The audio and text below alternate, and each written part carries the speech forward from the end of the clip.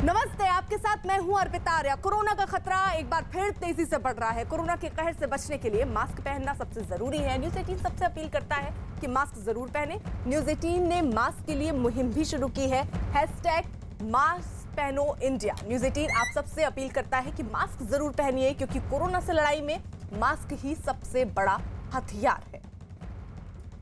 ममता बनर्जी के चुनावी रणनीतिकार प्रशांत किशोर का एक ऑडियो सामने आया है। बड़ी खबर आ रही है जिसमें उन्होंने ये माना कि प्रधानमंत्री नरेंद्र मोदी बंगाल में बहुत लोकप्रिय हैं। साथ ही उन्होंने ये माना कि बंगाल में लोग टीएमसी के खिलाफ हैं और लोग बीजेपी के बारे में जानना चाहते हैं। तो इस वक्त की बड़ी खबर सामने आ रही है।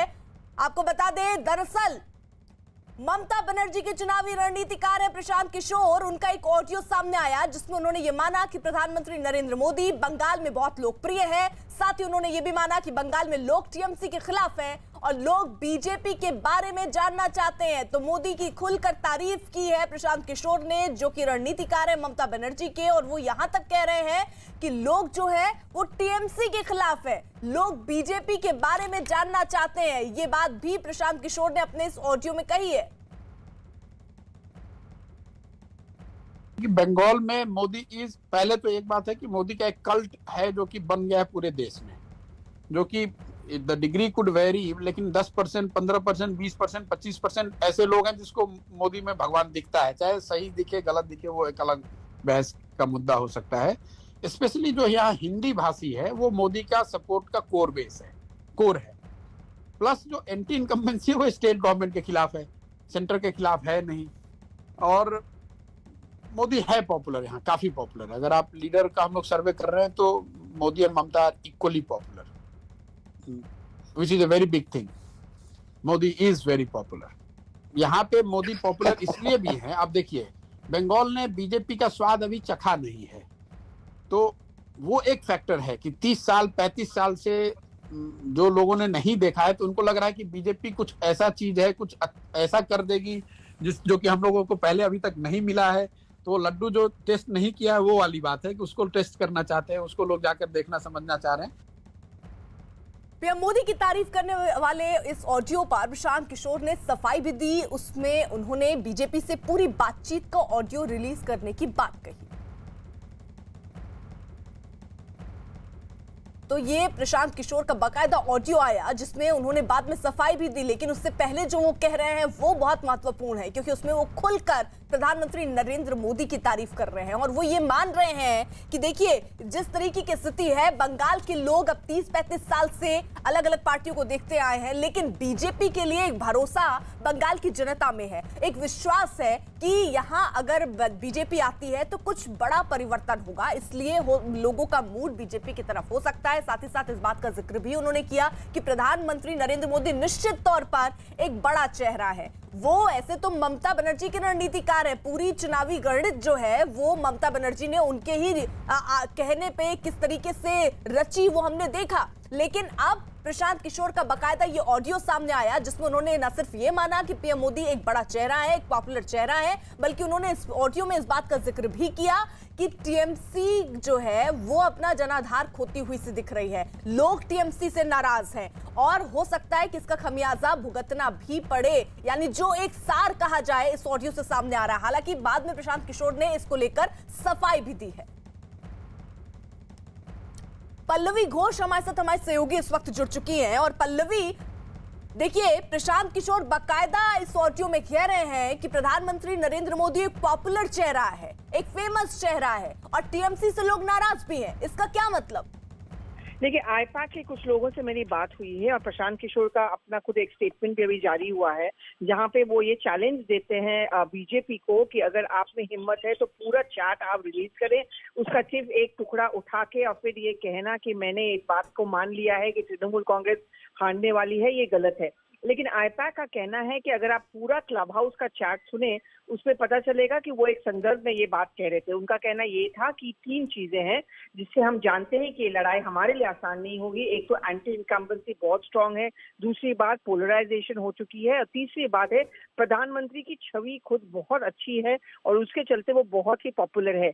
लेकिन साथ ही साथ प्रशांत किशोर और आईपैक का दावा ये है कि आगे जाके वो ये बात कहते हैं कि मुझे पूरा विश्वास है तीसरे फेज के बाद कि 100 से पार नहीं कर पाएगी भाजपा।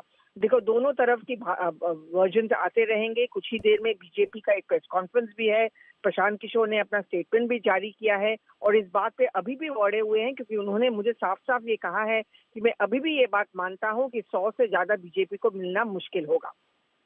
लेकिन पल्लवी, वो ये दावा जरूर कर रहे हैं कि 100 से ज्यादा सीटें बीजेपी को मिलना मुश्किल होगा, लेकिन वो ये मान तो रहे हैं कि टीएमसी से लोग नाराज है और वो ये भी कह रहे हैं कि भाई 30-35 साल से जो सत्ता में लोगों को देख लिया, अब वहां जनता भी चाह रही है कि कुछ बदलाव हो। बीजेपी उनको कुछ नया सा अनुभव दे रहा है। बीजेपी का ये वीडियो चैट रिलीज होना, क्लब हाउस चैट, ठीक चुनाव शुरू होने के पहले, मतदान शुरू होने के पहले, मुझे लगता है तृणमूल कांग्रेस को बहुत ही नुकसान पहुंचा सकती है, क्योंकि एक परसेप्शन बनती है, एक धारणा बनती है। और अगर ये धारणा बहुत वायरल हो जाए कि तृणमूल कांग्रेस के खुद सलाहकार ये बात मानते हैं कि उनके लिए ये लड़ाई आसान नहीं है और प्रधानमंत्री की छवि बहुत अच्छी है और वो बहुत ही पॉपुलर है, तो मुझे लगता है तृणमूल कांग्रेस के लिए आगे फेज में ये चुनाव और ज्यादा उनको लड़ना पड़ेगा और अग्रेसिवली उनको लड़ना पड़ेगा। और ये एक बहुत बड़ा नुकसान बहुत हद तक मैं कहूंगी तृणमूल कांग्रेस के लिए है। अभी तक उनका कोई प्रेस कॉन्फ्रेंस फिक्स नहीं है, लेकिन इस सवाल का जवाब उनको देना भी पड़ेगा और ये बात भी मानना पड़ेगा कि शायद प्रशांत किशोर का ये स्टेटमेंट जो जारी हुआ है, जो उन्होंने क्लब हाउस चैट में बोला है और उन्होंने जो बीजेपी के बारे में बोला है, वो थोड़े बहुत हद तक एक हर्ट भी कर सकती है तृणमूल कांग्रेस को। बिल्कुल, तो देखिए, प्रशांत किशोर ने बाकायदा सफाई भी दी, लेकिन कहते हैं ना, एक बार तीर कमान से निकल गई तो उसको वापस रखना मुश्किल है।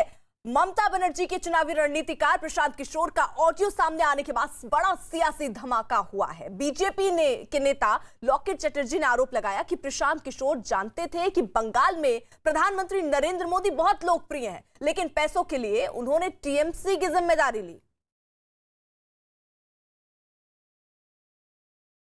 लेकिन पैसे के लिए सबको धोखा देने के लिए ये तृणमूल का पूरा दायित्व लिया है। सबको पता है 500 करोड़ रुपए तो जनता के हाथ से लिया है, जनता का पैसा है।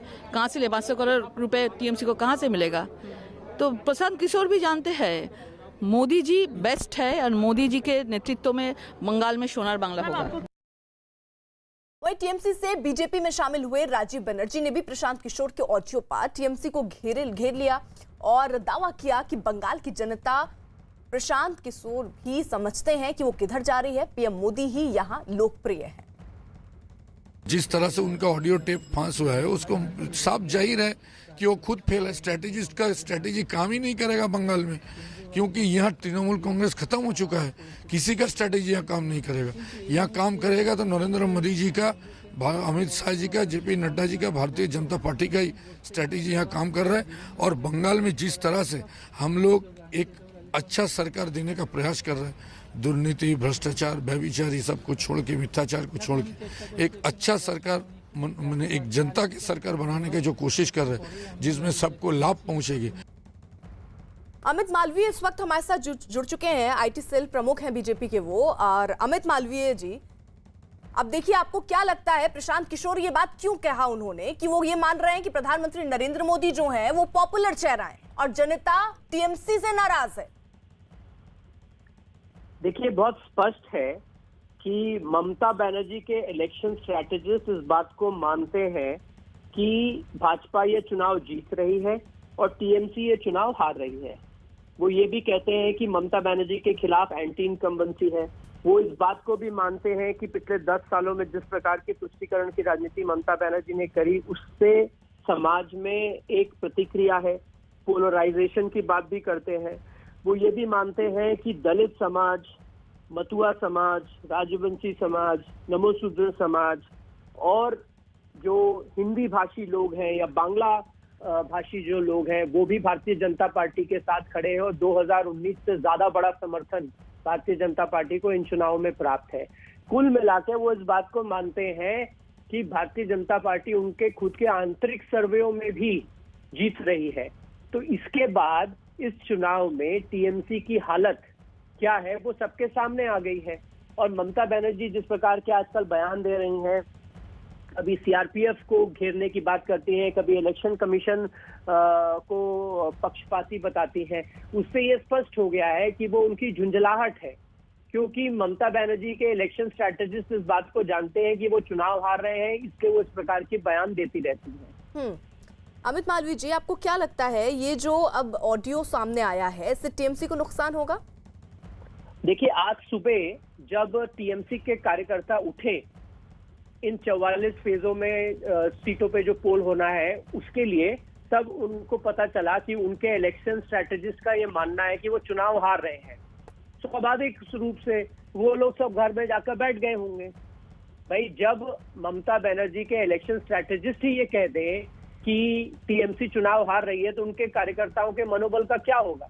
और जनता जो भारतीय जनता पार्टी के पक्ष में समर्थन दे रही है और उसके खिलाफ इस प्रकार का वायलेंस टीएमसी के कार्यकर्ता कर रहे हैं, आप उनके मनोबल और उनकी मनोस्थिति के बारे में सोचिए। वो किस प्रकार से बाहर जाके अब बूथों पे भारतीय जनता पार्टी के पक्ष में वोट करेंगे।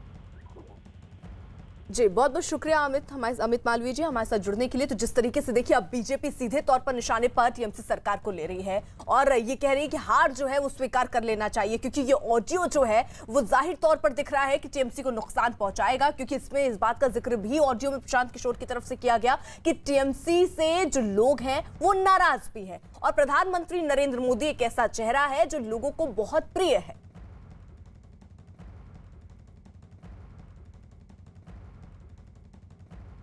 कुछ खास सहयोगी इस वक्त हमारे साथ हैं। चंद्रमोहन कुमार हमारे साथ टालीगंज से इस वक्त मौजूद हैं, साथ ही साथ अमित सिंह हमारे साथ मौजूद हैं, अमित पांडे भी इस वक्त हमारे साथ मौजूद हैं और अमित सिंह हमारे साथ मौजूद है, उनका रुख करें। और अमित, देखिए जहां आज मतदान हो रहा है उससे पहले ये ऑडियो जो सामने आया है उससे टीएमसी की मुश्किलें बढ़ती हुई नजर आ रही हैं और सीधा नुकसान लग रहा है टीएमसी को। जी हाँ, बिल्कुल। और इसी बाबत हम बातचीत करेंगे। हमारे साथ मौजूद हैं उमेश राय जो कि हावड़ा से ही जो बीजेपी के उम्मीदवार हैं और इन्होंने ही आरोप लगाया है टीएमसी कार्यकर्ताओं पर कि हावड़ा स्टेशन के आसपास बमबाजी हुई है, वोटरों को डराने की कोशिश हुई है। लेकिन सबसे पहले मैं आपसे बातचीत करूंगा और जानने की कोशिश करूंगा जिस तरीके से ऑडियो टेप सामने आया, वायरल है प्रशांत किशोर का, जिसमें वो मान रहे हैं कि प्रधानमंत्री मोदी काफ़ी ज़्यादा लोकप्रिय है और एंटी इनकन्वेंसी फेस करना पड़ रहा है ममता दीदी को। देखिए, ये दोनों बातें अपने आप में सच है। प्रशांत किशोर जी नहीं, देश का हर व्यक्ति जानता है कि पिछले 10 वर्षों में पश्चिम बंगाल की जनता को धोखा के सिवा कुछ नहीं मिला है। गुंडागर्दी, तोलाबाजी, सिंडिकेट जैसे कई मुद्दे हावी रहे हैं। और रही बात प्रधानमंत्री की लोकप्रियता की, तो दुनिया का सबसे लोकप्रिय नेता भारत के यशस्वी प्रधानमंत्री जी हैं। पश्चिम बंगाल में लेकिन तृणमूल को डर लग रहा है अपने ज़मीन खसकने का। नंदीग्राम में ममता बनर्जी ने जिस तरीके से बीजेपी के नेताओं के सामने गिड़गिड़ाने का काम किया, वोट का उन्होंने अपील की, उनसे मदद मांगी। और आज हम लोग इस विधानसभा में देख रहे हैं, आज सुबह 4:30 बजे से। ये बताइए, बमबाजी कहाँ हुई है जो आरोप लगाया? क्या आपने चुनाव आयोग को शिकायत कर दी है? क्या आपने लोकल एडमिनिस्ट्रेशन को बता दिया है? हम लोगों ने आशंका व्यक्त की थी 2 दिन पहले ही। हम लोगों के पास कुछ खबरें थी कि कई इलाके जहां पर पिछले लोकसभा चुनाव में मेरे विधानसभा में जिन इलाकों में तृणमूल को वोट नहीं मिला था, वहां पर उन इलाकों में आज सुबह 4:30 बजे से लेकर 5 बजे के बीच में अलग अलग जगहों पर Dobson road, Howrah AC market, Hardatt Rai Chamaria road, Bhairav Datta lane, Watkins lane, Shailo Kumar Mukherjee road जैसे इलाकों में तृणमूल के उपद्रवी तत्वों ने बम मारा है, मार के लोगों को डराने का प्रयास किया। शिकायत कर दी आपने? मैंने शिकायत भी की, मेरी पार्टी ने शिकायत की। और मैं आपको बता दूं कि ये जो डर पैदा करने का इन्होंने प्रयास किया है, ऐसा हुआ है कि वो पटाखे छूटने से लोग नींद से जग गए और जल्दी घर से बाहर निकल गए हैं। तो यहाँ पे एक बार तस्वीरें दिखा देते हैं। देखिए, हम इस वक्त सुबह से दूसरे बूथों पे थे जहाँ पर जो है ईवीएम खराब था, 45 मिनट तक वोटिंग नहीं हुई। लेकिन यहाँ पर देखिए तस्वीरें, लाइन लगातार बढ़ती हुई। जितने भी हावड़ा में ये बूथ हैं उन बूथों में जो लोग हैं वो अपने घरों से बाहर निकलकर वोट करते हुए लोकतंत्र के महापर्व में हर कोई हिस्सा लेना चाहता है। और उमेश राय जो यहाँ पर मौजूद है मेरे साथ, उमेश राय लगातार हर बूथ पे जा रहे हैं जहाँ से भी इनको शिकायतें आ रही हैं कि कहीं एजेंट नहीं बैठने दिया जा रहा है। जहाँ से भी कोई भी शिकायत आती है, कहीं से कोई शिकायत आई सुबह से? अभी पास के ही एक केंद्रीय विद्यालय में बूथ है, उन बूथों पर बड़ी संख्या में आप जाकर देखिए, महिलाएं खड़ी हैं लाइन में। पता लग रहा है वो बोल रही है मैं 2-2 घंटे से हम लोग खड़े हैं। ये स्लो पोलिंग कराया जा रहा है, इच्छाकृत कि स्लो पोलिंग होगा, धूप आ जाएगा तो लोग चले जाएंगे, निकल जाएंगे। इनको पता है कि इनको वोट करवा रहा है स्लो पोलिंग। यहाँ तो तृणमूल कांग्रेस के लोग, पैरामिलिट्री का काम सुरक्षा मुहैया कराना है। प्रिसाइडिंग ऑफिसर जो है वो राज्य सरकार के कर्मचारी हैं। ठीक है, अमित रही आपके साथ। चंद्रमोहन भी हमारे साथ है, टालीगंज से हैं, जहां पर फाइट तगड़ी है बाबुल सुप्रियो और अरूप विश्वास के बीच। रुख उनका कर लेते हैं। चंद्रमोहन, जरा वहां तस्वीरें दिखाइए, तस्वीरें क्या कह रही हैं? बिल्कुल, देखिए अभी हमको थोड़ा वक्त लगेगा बूथ तक पहुंचने में, लेकिन एक तस्वीर जरूर हम आपको दिखाने की कोशिश करेंगे कि जो ये लोग आते जाते दिखाई दे रहे हैं ये सीधे बूथ तक पहुंच रहे हैं और वोट देकर अपने घरों की ओर वापस जा रहे हैं। माना जा रहा है कि जो पोलिंग परसेंटेज है वो फिर इस बार जो 3 फेज हो चुका है वैसा ही कुछ इस बार यहाँ भी देखने को मिलेगा। और ये टालीगंज का जो विधानसभा क्षेत्र है, यहाँ का जो लड़ाई है ये काफ़ी दिलचस्प है, क्योंकि एक तरफ बीजेपी की ओर से बाबुल सुप्रियो हैं तो वहीं दूसरी तरफ जो है वो टीएमसी के उम्मीदवार हैं। और ऐसे में माना जा रहा है कि यहाँ भी पोलिंग परसेंटेज और जो वोटिंग परसेंटेज है वो काफ़ी चढ़ेगा। लेकिन जो बात हो रही थी प्रशांत किशोर की, उसका भी हम जिक्र करना ज़रूर चाहेंगे, क्योंकि प्रशांत किशोर ने जो बातें की हैं अपने ऑडियो टेप जो उनका वायरल हो रहा है उसमें 3 चीज़ें काफ़ी महत्वपूर्ण है, जिसमें ये कहा जा रहा है एक तरफ की एंटी इनकम्बेंसी है ममता के खिलाफ, तो वहीं दूसरी ओर वो ये कह रहे हैं कि मोदी की पॉपुलैरिटी है,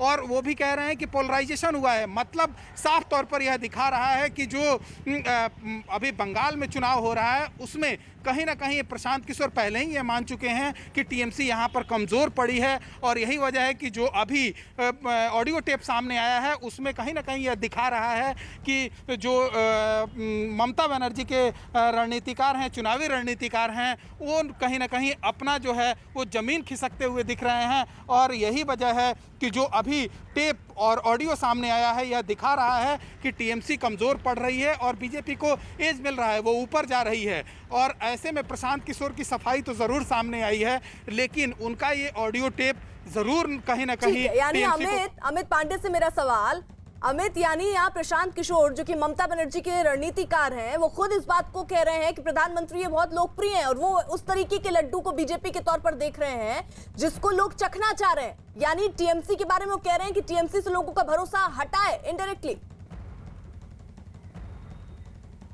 देखिए, प्रशांत किशोर कौन है? वही शख्स है जिन्होंने कभी बीजेपी के लिए रणनीति बनाई थी, उसके बाद कांग्रेस के लिए रणनीति बनाई, उसके बाद जेडीयू के लिए रणनीति बनाई, उसके बाद वाईएसआर कांग्रेस के लिए रणनीति बनाई, फिर टीएमसी के लिए वो रणनीति बना रहे हैं। और उनकी ओर से जब ऐसा बयान सामने आना तो जाहिर सी बात है कि आने वाले दिनों में जो 4 चुनाव हैं उसमें बहुत बड़ा रोल प्ले करेगा, क्योंकि ये खुद पीएम मोदी की जो लोकप्रियता है उसका जिक्र कर रहे हैं और उसके प्रभाव का जिक्र कर रहे हैं। तो आने वाले दिनों में जब ये चुनाव होंगे तो इनका ये जो ऑडियो है ये बहुत अहम रोल अदा करेगा। इसको लेकर थोड़ी देर में प्रेस कॉन्फ्रेंस होने वाली है, इसका जिक्र बीजेपी के नेता करते हुए दिखेंगे। और अब ये उम्मीद की जानी चाहिए कि इसके बाद टीएमसी की ओर से इसकी सफाई आनी चाहिए। हालांकि प्रशांत किशोर की ओर से भी सफाई है, लेकिन टीएमसी को भी आना पड़ेगा। इससे पहले भी अगर हम चुनाव में देखें कि तमाम नेताओं के चुनाव में बयानों की वजह से, चाहे शशि थरूर हुए हों या अन्य नेता हुए, उनके बयानों की वजह से उनकी पार्टियों को नुकसान उठाना पड़ा है। तो ये टीएमसी के लिए बहुत बड़ा ये फैक्टर रहेगा और इसकी गूंज हमें दोनों तरफ से, सत्ता पक्ष और विपक्ष की ओर से पश्चिम बंगाल के चुनाव में हमें सुनाई देगी। देखिए, और अमित सिंह ये एक बड़ा मुद्दा है जो बीजेपी के हाथ में भी लगा और इसीलिए बीजेपी की तरफ से बार-बार अब देखिए बयानबाजी भी हो रही है, बाकायदा प्रेस कॉन्फ्रेंस भी होनी है। और ये कहा जा रहा है, लॉकेट चैटर्जी तो यहां तक कह रही है कि पैसों के लिए प्रशांत किशोर ने टीएमसी का साथ दिया, नहीं तो वो भी जान रहे हैं कि टीएमसी का अस्तित्व अब बचा नहीं है बंगाल में। बिल्कुल अर्पिता, मैं आपको बताऊं कि जब चुनाव से पहले इस तरीके से टेप जारी हुए हैं या कि कोई भी बड़ा नेता जिसका बयान सामने आया है उस पार्टी के खिलाफ ही हुआ है। जैसे हमने शशि थरूर का बयान देखा था, अब जो शशि थरूर ने बयान दिया था उसका खामियाजा कांग्रेस को कई विधानसभा चुनावों में देखने को मिला है। ठीक प्रशांत किशोर का जिस तरीके से टेप वायरल हुआ है, जिस तरीके से अब बीजेपी लगातार हमलावर है, बीजेपी अब प्रेस कॉन्फ्रेंस भी करने जा रही है और जिस तरीके से उस ऑडियो टेप में प्रशांत किशोर ये एडमिट कर रहे हैं कि प्रधानमंत्री नरेंद्र मोदी की लोकप्रियता जो है वो बहुत ज़्यादा है पश्चिम बंगाल के लोगों में, और पश्चिम बंगाल के लोगों के बीच में एंटी इनकम्बेंसी ममता बनर्जी की सरकार को लेकर वो भी है। तो कहीं ना कहीं इसका खामियाजा ममता बनर्जी को, टीएमसी को इस विधानसभा चुनाव में मिल सकता है और टीएमसी जाहिर तौर पर इस पूरे मामले पर सफाई देने वाली है। प्रशांत किशोर अपना सफाई दे चुके हैं, बीजेपी इस पर हमलावर होगी, बीजेपी प्रेस कॉन्फ्रेंस करने जा रही है, क्योंकि बीजेपी को मालूम है कि जब भी इस तरीके का टेप सामने आता है या जब भी इस तरीके का कोई भी बड़ा नेता बयान देता है तो वो उसके पार्टी के खिलाफ जाता है। तो यहाँ पर प्रशांत किशोर रणनीतिकार हैं ममता बनर्जी के और रणनीतिकार हैं ममता बनर्जी के, और इसका खामियाजा इस चुनाव में देखने को मिल सकता है ममता बनर्जी को। और जाहिर तौर पे ममता बनर्जी को मालूम भी है और शायद आज टीएमसी भी एक प्रेस कॉन्फ्रेंस करके इस पूरे बारे में कह सकते हैं। हालांकि प्रशांत किशोर ये दावा कर रहे हैं कि वो जो बातचीत का पूरा टेप है उस टेप को दिखाया जाए, लेकिन फिलहाल जो है बीजेपी को लगता है कि उन्हें एज मिलने वाला है और शायद इसी वजह से बीजेपी मैं आपको रोक रही हूँ और यहाँ पर एक बार जरा फिर से सुन लेते हैं कि आखिरकार इस ऑडियो में जो प्रशांत किशोर का सामने आया है, इसमें प्रशांत किशोर क्या रहे हैं। बंगाल में मोदी इज, पहले तो एक बात है कि मोदी का एक कल्ट है जो कि बन गया है पूरे देश में, जो कि द डिग्री कुड वेरी, लेकिन 10%, 15%, 20%, 25% ऐसे लोग हैं जिसको मोदी में भगवान दिखता है। चाहे सही दिखे गलत दिखे वो एक अलग बहस का मुद्दा हो सकता है। स्पेशली जो यहाँ हिंदी भाषी है वो मोदी का सपोर्ट का कोर है। प्लस जो एंटी इनकम्बेंसी है वो स्टेट गवर्नमेंट के खिलाफ है, सेंटर के खिलाफ है नहीं। और मोदी है पॉपुलर, यहाँ काफी पॉपुलर है। अगर आप लीडर का हम लोग सर्वे कर रहे हैं तो मोदी और Mamata are equally popular, which is a very big thing. Modi is very popular. यहाँ पे मोदी पॉपुलर इसलिए भी है, आप देखिए बंगाल ने बीजेपी का स्वाद अभी चखा नहीं है, तो वो एक फैक्टर है कि 30 साल 35 साल से जो लोगों ने नहीं देखा है, तो उनको लग रहा है कि बीजेपी कुछ ऐसा चीज है, कुछ ऐसा कर देगी जो कि हम लोगों को पहले अभी तक नहीं मिला है। तो लड्डू जो टेस्ट नहीं किया है वो वाली बात है कि उसको टेस्ट करना चाहते हैं, उसको लोग जाकर देखना समझना चाह रहे हैं। अमित पांडे, ये जो ऑडियो सामने आया है इसमें तमाम बातें प्रशांत किशोर ने कही। ये कहा कि प्रधानमंत्री नरेंद्र मोदी पॉपुलर है, ममता बनर्जी भी पॉपुलर है। एक जगह वो कह रहे हैं दोनों पॉपुलर लेवल पे अगर सर्वे किया जाए तो दोनों इक्वल आ रहे हैं, लेकिन वहां ये भी कह रहे हैं कि बंगाल में बीजेपी का स्वाद बंगाल ने भी चखा नहीं है। तो क्या वो ये मान रहे हैं कि इस बार बंगाल की जनता जो है वो बीजेपी का स्वाद चखना चाह रही है? देखिए, इसमें कोई दो राय नहीं कि पीएम मोदी का जो प्रभाव है वो चुनाव उनको स्टार कैंपेनर की तरह बीजेपी तमाम राज्यों में इस्तेमाल करती है। इससे पहले बिहार में भी हमने देखा था, पश्चिम बंगाल में भी देख रहे हैं पीएम मोदी का जो कार्यक्रम है कितना ज़्यादा है। इसके अलावा जो रोड शो है गृह मंत्री अमित शाह का, वो भी अंदरूनी इलाकों में जगह जगह तक है।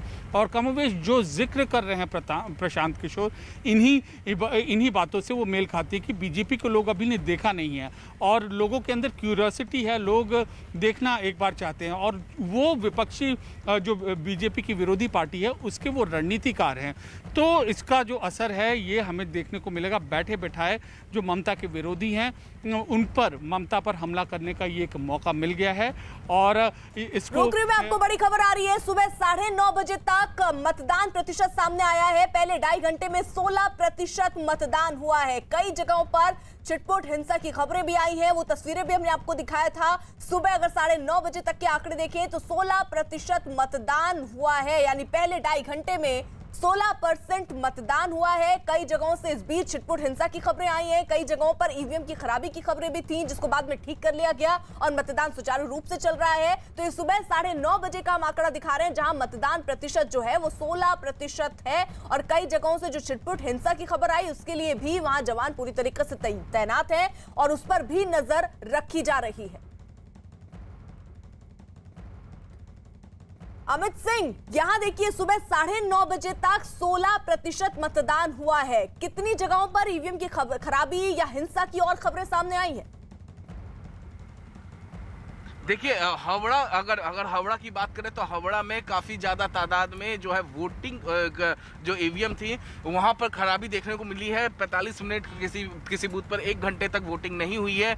और इसके अलावा अगर हम बात करें तो कई जगहों से जो बीजेपी के उम्मीदवार उमेश राय हैं वो उनकी गाड़ी है, उनके गाड़ी के साथ हम जा रहे हैं। कई जगहों से ये खबरें आ रही हैं कि वोट्स जो है वो सही तरीके से नहीं हो रहा, कहीं इनके एजेंट को घुसने नहीं दिया जा रहा है, कहीं लोगों को धमकाया जा रहा है। तो जहां जहां इस तरीके से बीजेपी के उम्मीदवार उमेश राय को ये जानकारी मिल रही है वो तुरंत उस जगह के लिए वो रवाना हो जा रहे हैं। तस्वीरों में आप देख भी पा रहे हैं, उमेश राय ने ही आरोप लगाया है कि बमबाजी हुई है, हावड़ा की स्टेशन के आसपास के इलाकों में बमबाजी हुई है वोटरों को डराने के लिए।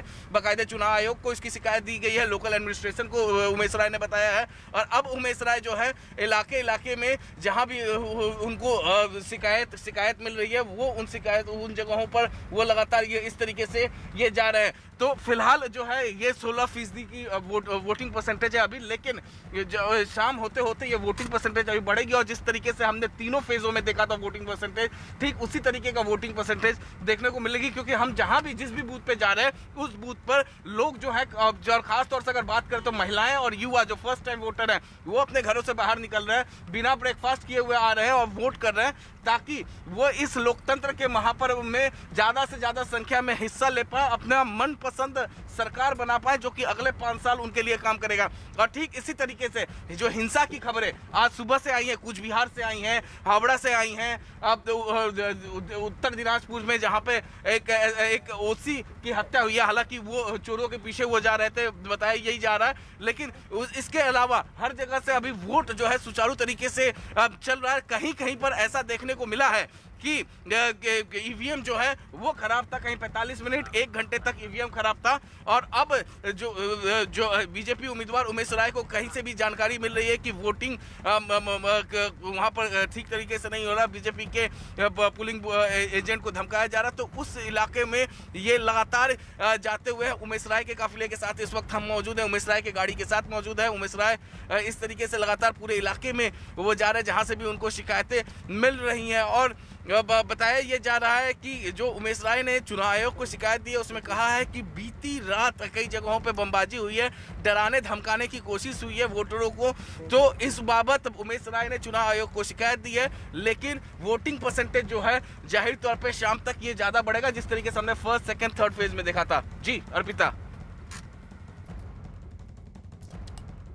तो देखिए कुल मिलाकर अभी अगर 9 बजे तक का आंकड़ा देखें तो 16% तक मतदान हुआ है। और जिस तरीके की तस्वीरें भी हम आपको दिखा रहे हैं कि कई जगहों से हिंसा की खबरें आई हैं, जिसको फिलहाल वहां स्थिति पर काबू कर लिया गया है।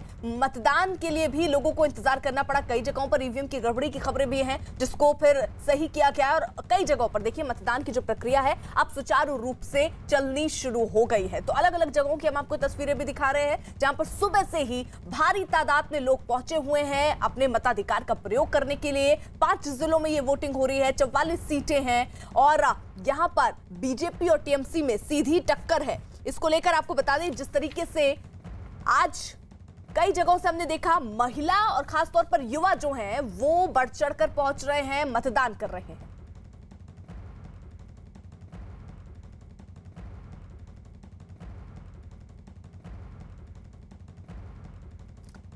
प्रशांत हमारे साथ, हमारे सहयोगी इस वक्त जुड़ चुके हैं। प्रशांत, अब से थोड़ी देर पहले वो ऑडियो सामने आया जब हमने वो दिखाया कि किस तरीके से प्रशांत किशोर ये मान रहे हैं कि मोदी का जो चेहरा है वो बहुत पॉपुलर है और वो टक्कर दे रहा है सीधे सीधे ममता बनर्जी को। और उन्होंने इस बात का जिक्र भी किया कि लोग जो हैं वो ममता बनर्जी यानी टीएमसी से नाराज है।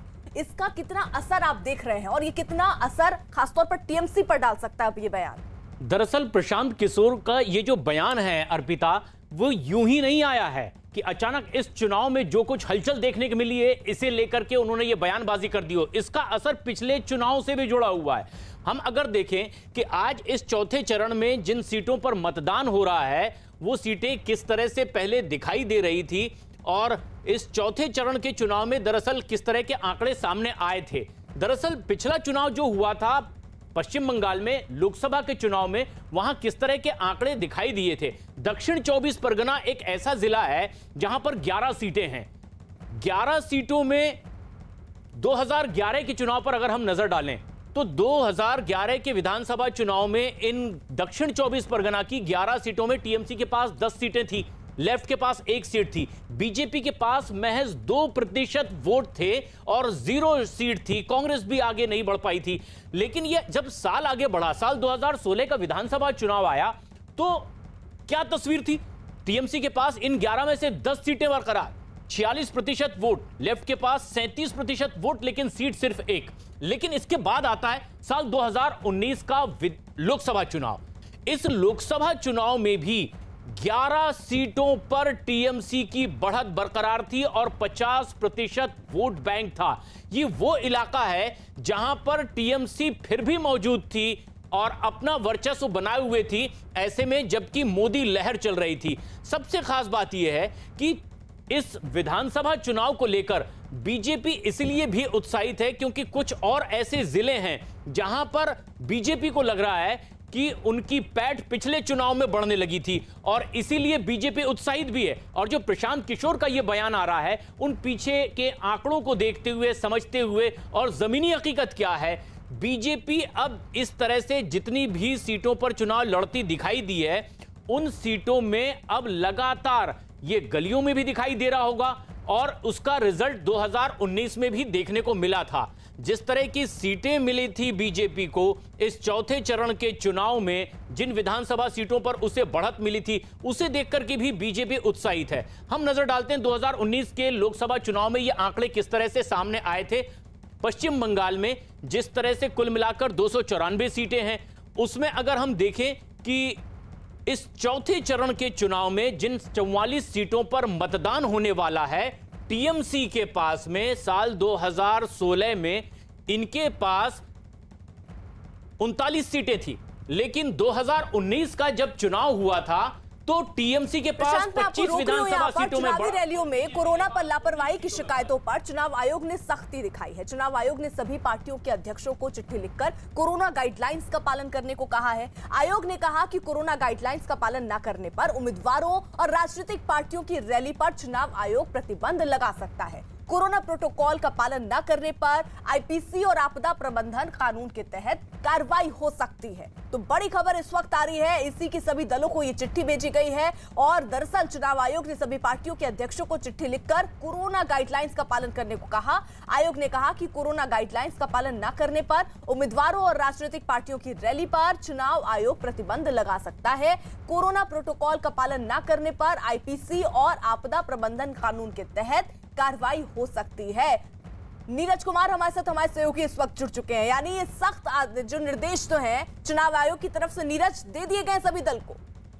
अर्पिता, बिल्कुल तमाम राजनीतिक दलों को यह पत्र लिखा है चुनाव आयोग ने और ये साफ किया है कि जिस तरह से उल्लंघन किया जा रहा है राजनीतिक दलों के नेताओं की तरफ से, स्टार कैंपेनर की तरफ से, उसके बाद अगर इस तरह की शिकायतें मिलती हैं, क्योंकि हाल ही में चुनाव आयोग ने ये नोटिस किया था कि कई स्टार कैंपेनर, कई बड़े नेता जो है उन्होंने मंच पे न मास्क लगाया था, न सोशल डिस्टेंसिंग का पालन किया था। इन तमाम मसलों के आने के बाद चुनाव आयोग ने यह फैसला किया कि तमाम राजनीतिक दलों को पत्र लिखा जाए और यह साफ किया जाए कि अगर आने वाले दिनों में इस तरह का उल्लंघन होता है कोरोना प्रोटोकॉल का, तो उनकी रैलियों पर बैन लगाया जाएगा, चाहे राजनीतिक दल की रैलियां हो चाहे या उम्मीदवारों की रैलियां हो। इसके अलावा जो पहले से डिजास्टर मैनेजमेंट एक्ट 2005 है, इसके अलावा इंडियन पीनल कोड जो है उसके तहत भी कार्रवाई की जाएगी। और पहले भी ये गाइडलाइंस थे, लेकिन चुनाव आयोग ने उसको सख्ती से दोहराया है। सभी राजनीतिक दलों को देखना होगा कि अब राजनीतिक दलों की तरफ से क्या कोई फॉलो किया जाता है कि नहीं चुनाव आयोग के गाइडलाइंस का।